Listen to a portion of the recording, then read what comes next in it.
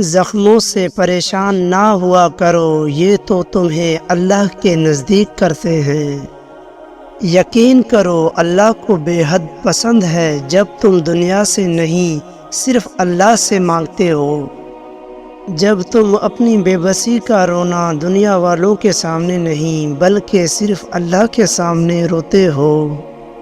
اور قبولیت میں دیری تو اس بات کی تصدیق ہے کہ اللہ کو تم سے بے پناہ محبت ہے۔ اسے پسند ہے تمہاری پکار کو بار بار سننا اور تمہاری وہ صدا جو تم بار بار اس کے در پر لگاتے ہو۔ وہ رحیم رب جانتا ہے کہ تمہارے لیے کیا بہتر ہے۔ تمہاری منزل تو بس ایک کن کے فیصلے پر ہے۔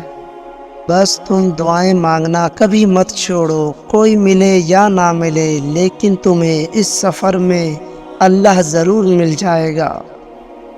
تم صبر سے رحمت کا انتظار کرو، جو چیز تمہارے لیے لکھی گئی ہے وہ تم سے کوئی نہیں چھین سکتا۔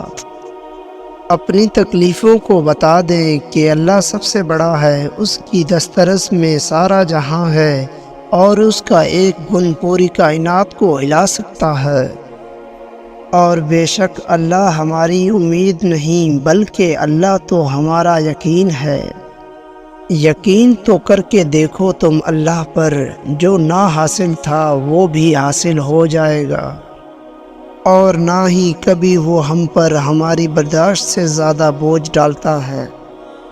تو پھر کیا ممکن اور کیا ناممکن؟ وہ بادشاہ کل ہے، وہ تمہارے لیے بھی معجزہ کرے گا۔